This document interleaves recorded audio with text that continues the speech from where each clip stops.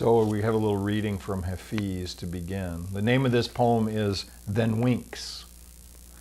So everything is clapping today. Light, sound, motion, all movement. A rabbit I pass pulls a symbol from a hidden pocket and then winks. This causes a few planets and I to go nuts and start grabbing each other. Someone sees this and calls a shrink, tries to get me committed for being too happy. Listen, this world is the lunatic's sphere. Don't always agree that it's real. Even with my feet upon it and the postman knowing my door, my address is somewhere else.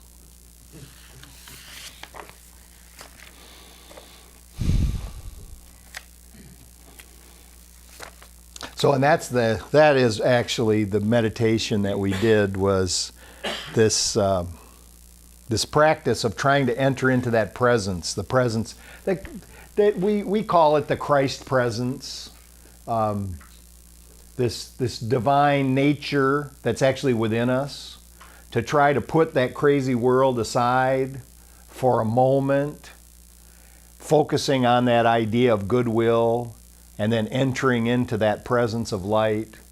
And I love the visual of sharing the light with everyone we meet and experiencing it in ourselves, but then everyone who we think of.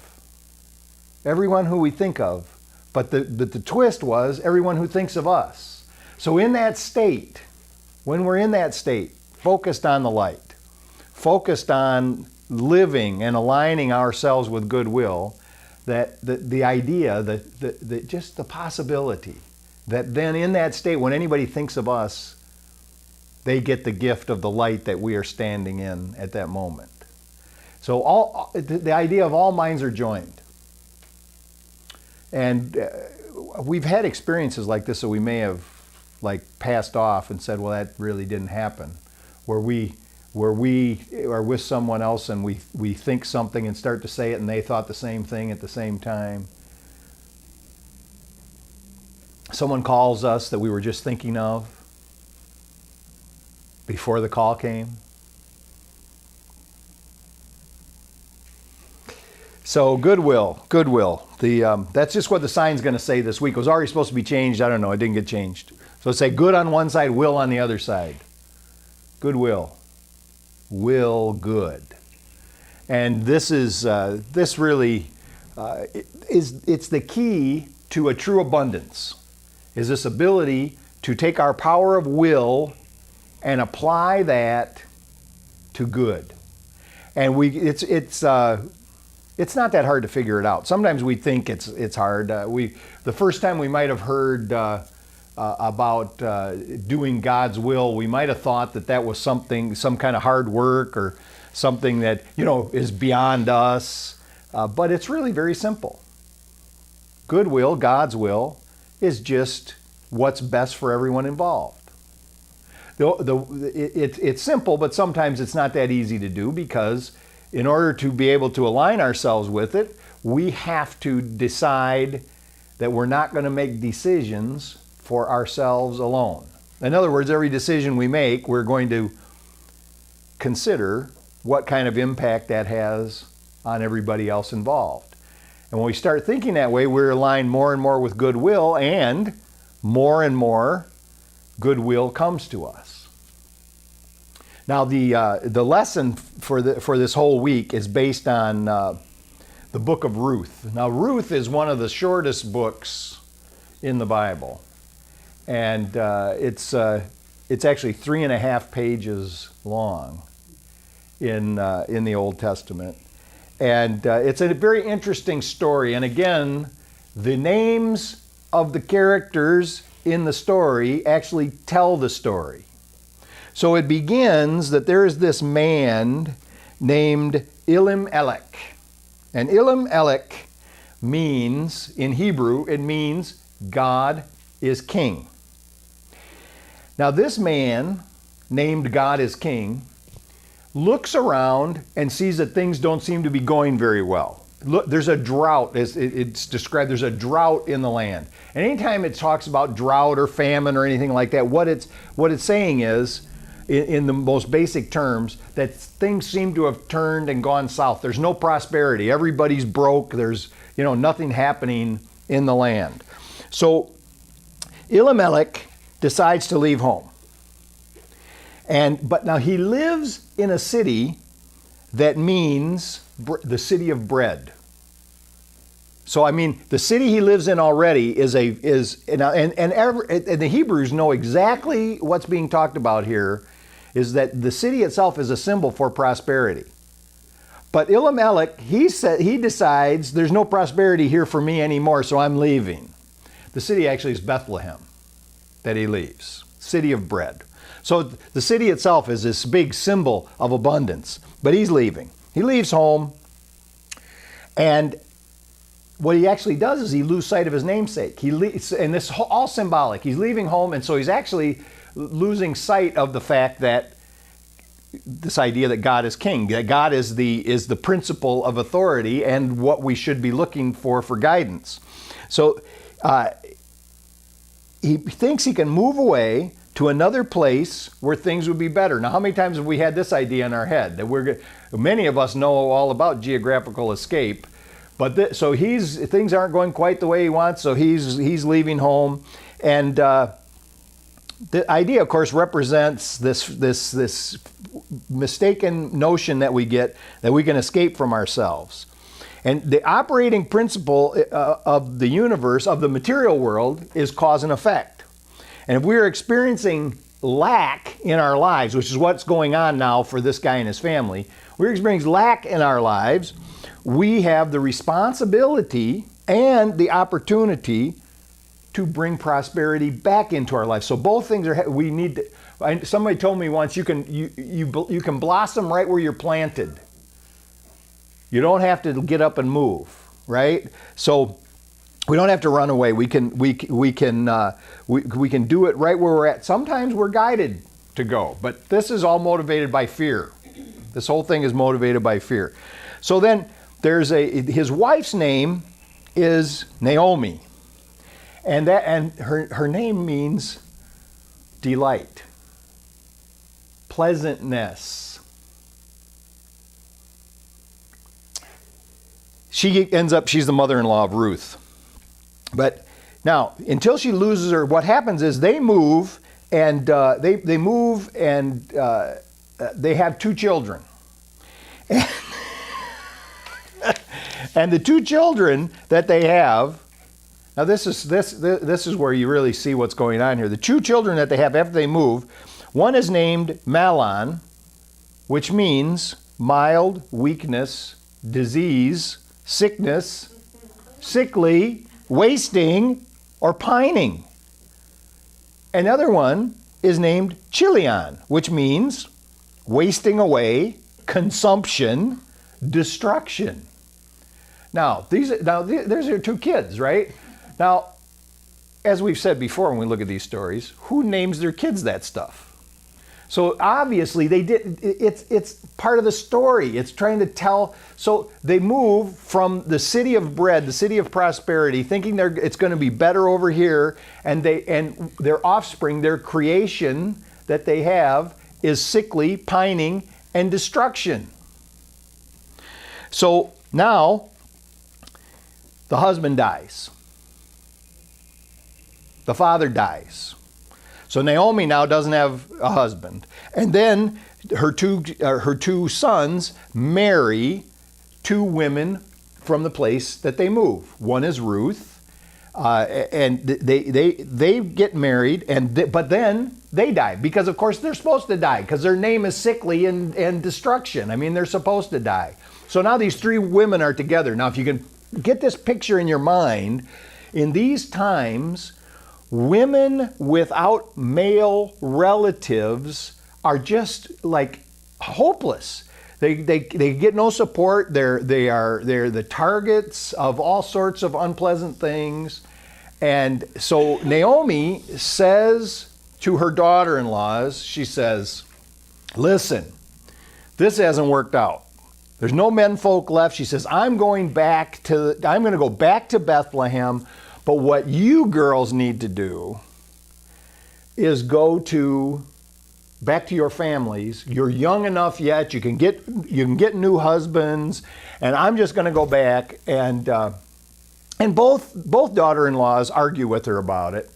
And Naomi goes through this long thing about, I'm too old to have more sons, and even if I could have more sons, they would, by the time they grew up so you could marry them, it'd be too late. And she goes through this whole thing. Well, one daughter-in-law decides to go back home, and Naomi said, but Ruth says, I will go with you. We're together. So Ruth actually means, it has a couple of different meanings, but one of the meanings is female friend. The other meaning is delightful. The third meaning is desirable. And we'll see how that works out in a minute. So Ruth says, my people will be your people will be my people. Wherever you go, I will go. And may God strike me down if I desert you. She actually says, where you die, I'll die.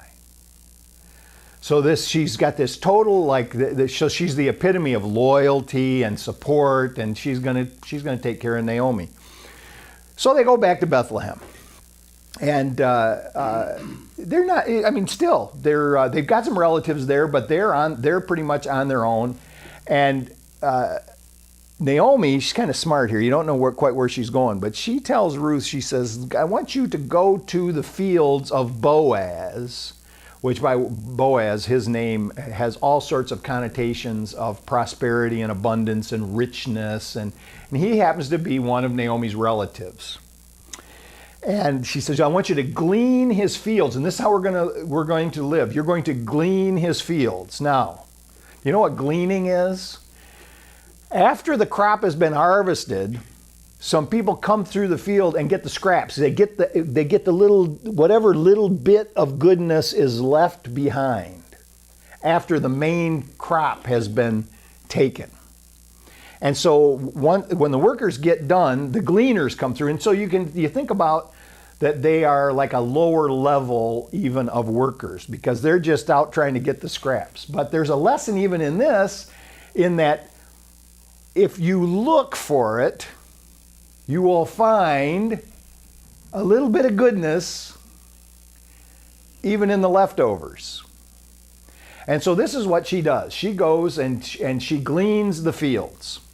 And she comes to the attention of Boaz. And remember, part of her name is desirable, right? So this is important for the story. Because Boaz, right away, a light comes on in his eye. And he says, well, here, I'm going to help you.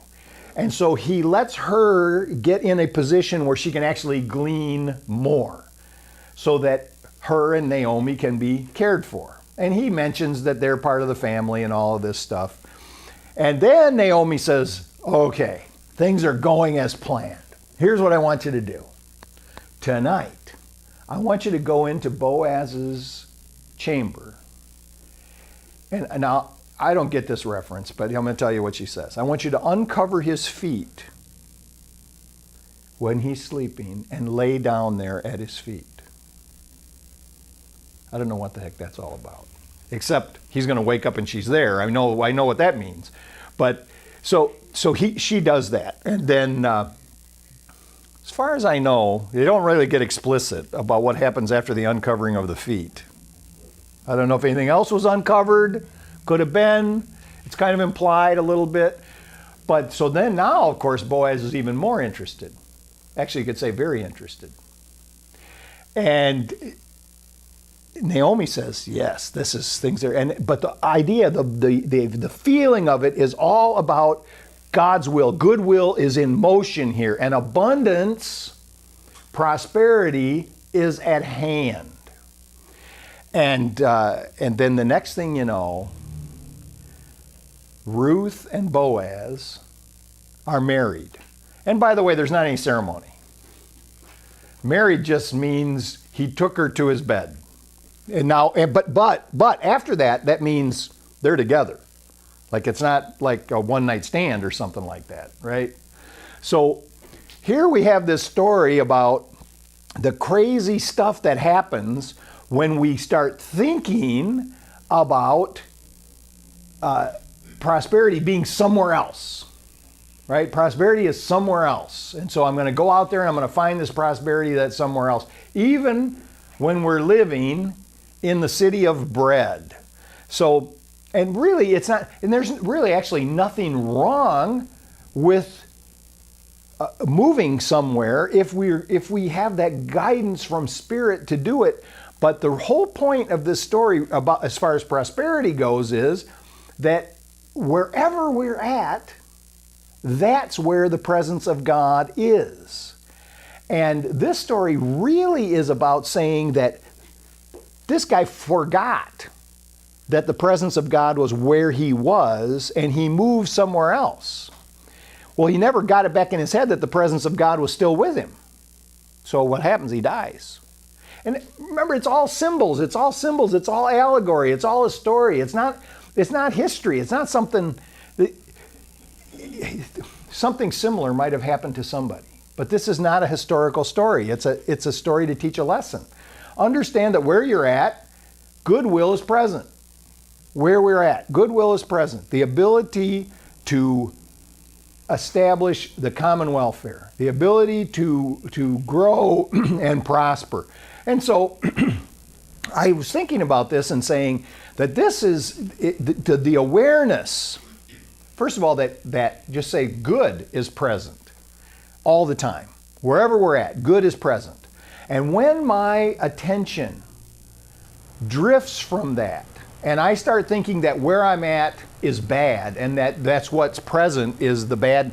You know, this is interesting because we get, sometimes living in Rockford, we get upset with the city for a number of reasons. We think, oh my gosh, nothing is going on here, and this is, and there's magazine articles, we're the 13th most desperate place in the country, and you know, all of these negative things. And there are some problems here that need to be fixed. But yesterday at the wedding, Dan and Nancy, who came from the city, they had this time between the wedding and the reception, and they went over to Sinisippi Gardens the wedding was in Anderson Gardens, and there's no garden like that anywhere in the Midwest. I mean, it's just marvelous. And if anybody who's lived here hasn't been there, you need to go over there because it really is wonderful. But they went up and down. They drove up and down the river. They went, you know, we got that new big greenhouse there, and they took their son over into the park on the other side, and they were saying how wonderful, how beautiful it was. Well, what we call it the forest city, because she says, man, we don't have enough trees in this. We don't have enough trees. You got all these trees. Everything's green, it's beautiful. Well, this is a perspective that sometimes we miss when we start thinking about what's not good. And we start thinking, and the economy. So they said, well, the trees and everything is beautiful. Here's the forest. And I said, yeah, but we've got the highest property taxes percentage-wise of anywhere in the country. So my mind went negative. They're trying to tell me how nice it is, and I've got something negative to say. And I try not to be. So the focus of this story, there's a couple of things. First of all, prosperity is present, abundance is present. And if we do not have it, if we are not experiencing it, it is only because we are not opening ourselves up to goodwill, to God's will. That we are turning our back on opportunities that are presenting themselves. That we are not, because this idea of optimism and looking forward, the idea, when we know that we are being cared for, when we know that we are connected to this presence of God so that we don't have to be afraid, then we open our minds and begin to look around us and see the opportunities that are presented. And we take the opportunities. Because we don't have to be afraid. We know, I'm going to step out on faith. I'm going to take this opportunity. And then the second big thing, and this is the focus of the story for most people when they read it, is this idea of loyalty. that Ruth, in a time when being a woman alone was the most dangerous thing possible, she decides to be loyal to her mother-in-law, to Naomi, go with her with no real prospect of anything good happening. And then because this whole scenario of gleaning the fields and everything like that really is a symbol of going to work. Go to work. Do what you can do. Take yourself and go to work. And when you do what you can do and you go to work, Boaz shows up.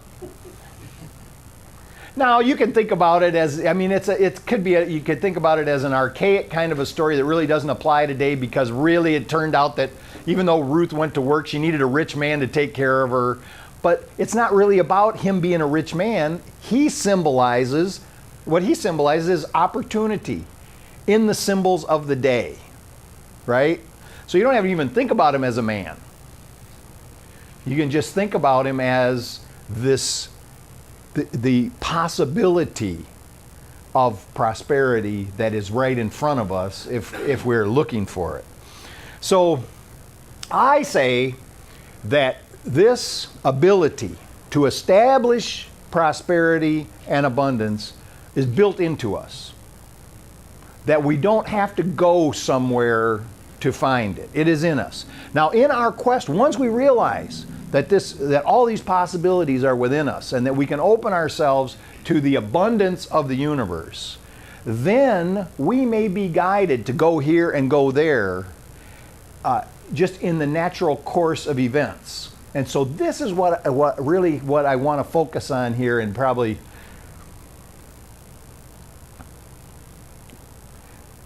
Goodwill is not hard. God's will